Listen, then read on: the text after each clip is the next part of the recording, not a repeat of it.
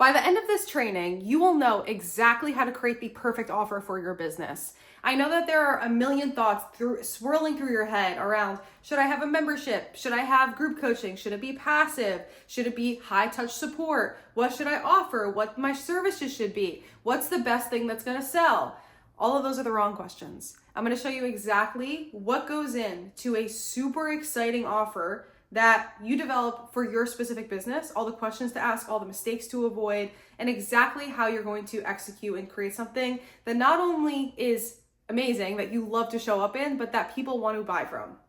So I know I look like a mad scientist right now. That's the vibe I wanted to give off, okay? It was very intentional. I want you to feel like you're learning something from Einstein, and I know I'm giving mad scientist. So the perfect offer is not starting with what is the type of offer. You should not start with membership, group coaching. It does not actually start with the type. So for the people who think that starting with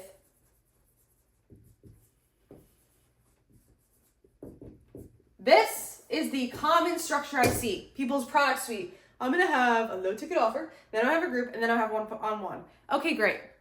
That's most online coaches. That's most online businesses in the world. Something more passive, something group that's one-to-many that's scalable, and then private for people who have the money.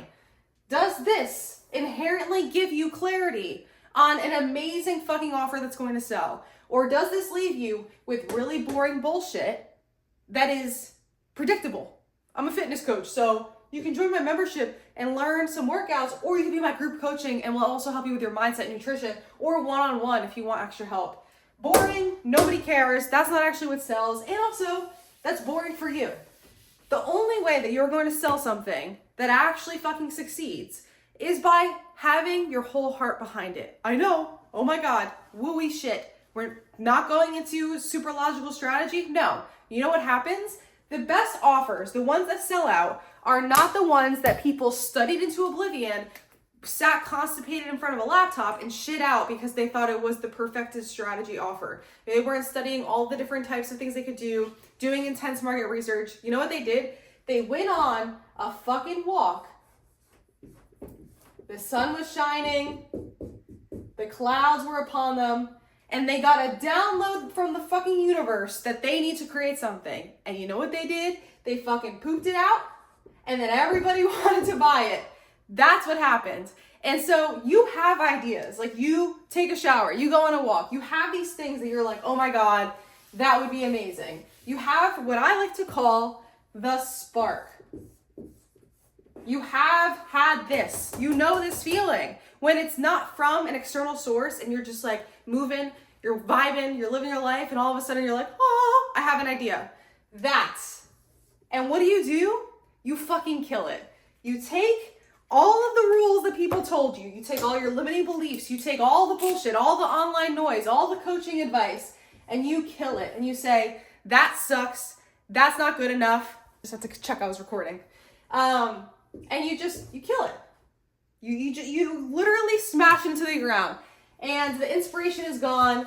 You're left with a long ass Google document with so much confusion on what exactly it is that you were excited about in the first place, because you're looking at it and it feels dreadful. You know why? Because you lost the spark.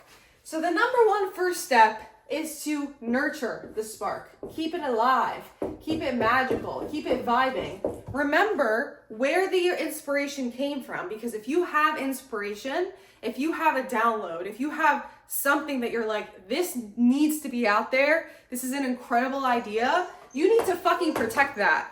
Because that is something that is meant to be created, and you need to nurture it and not kill it with your own bullshit. Because then you're just hurting the world, all the people that could benefit. The second part is the structure. Okay, so I have an idea that I need to help people find alignment in their life through business, lifestyle, whatever your idea is, okay, whatever your magical idea is. Then you're like, but how am I going to offer it? Do I do weekly calls? Do I do DM Slack messages? Do I do private messages that people can ask me questions? People can submit questions ahead of time and then ask me later? Do I do live trainings? Do I do recorded trainings? Should they enroll right away? Should I do evergreen enrollment? Do I do cohorts? Do I do open and closed doors? There's no right answer. And that's the magic. Do you know how you actually figure out which things are right? You figure out what your beliefs are. Oh my God, what is this magical thing? This is the problem. A lot of coaches want to tell you they have all the answers. And so what do? They just tell you that there's these rules, there's these things that work. Every coach wants to tell you that they know the right things, that they know the secret formulas, that they have the answers for how to create the perfect membership, the perfect group offer, the scalable offer that's going to make you tons of fucking money. It's all bullshit. It's all lies. Because the only thing that's going to make an offer that's perfect for your business is starting with questions to ask yourself. That's going to be the perfect offer for you. It's not going to be what worked for Susie or for Jennifer, because their businesses are different. Their lifestyles they want to live are different. The ideal clients they have are different. What they believe about the niche that they're in is different. One fitness coach and another fitness coach have very different ideas of how to get somebody to the result. And if they offer the same style of offer, what makes them different from each other? And also it creates a big incongruency between what they really believe, what they want to give people versus what they're actually doing. So you have to start with your beliefs. What do I mean by that? Okay, so let's say you're thinking about coaching calls, right? And you're asking yourself, how often do I do them? What should they look like? Should they be live? Should they be open Q&A? Should they be hot seat? There's all these questions, right? But the reality is, the structure of your coaching calls should not be what people tell you they want. People are gonna tell you, I don't wanna do... I had to pause real quick and check because I thought Rue was going to throw up, but she was all good. People are going to tell you, I think a weekly call is too much for me. I think I need a call every fucking day. I think I need one-on-one support for my business because I'm just confused. People don't actually know what they want, so you shouldn't listen to the customer, okay? You need to wholeheartedly have your entire heart behind the decision you make, so that way you can sell it with confidence and know exactly why you made the decisions you did. So that way whoever is in your world is going to also have buy-in because you're bought into the way you structured it. That's the missing piece. So if you're asking yourself coaching calls, right? How often do I do them? There are some group coaching programs, they have a daily fucking call. Every single day there's a daily call. There's some that have 2 a month. And you know what? They charge the same amount. They charge the same amount. And not one is better than the other. It's just what that coach believes about what it takes to get the result and what people need. So let's say you're offering coaching calls for your marketing program. Okay, let's say you do marketing. Oh, you know what? Let's simplify it even more. Let's say you do fitness. Everybody understands that. Let's say you're a fitness coach and you believe that everybody needs daily support to get to their dream life, because in the day-to-day is when the nuances and mindset blocks and the deeper shit pops up. Let's say that's what you believe. Then you have daily calls. But you don't just have them because it's arbitrary. You have them because you believe that's what gets them the result and you know exactly why. So it's the why.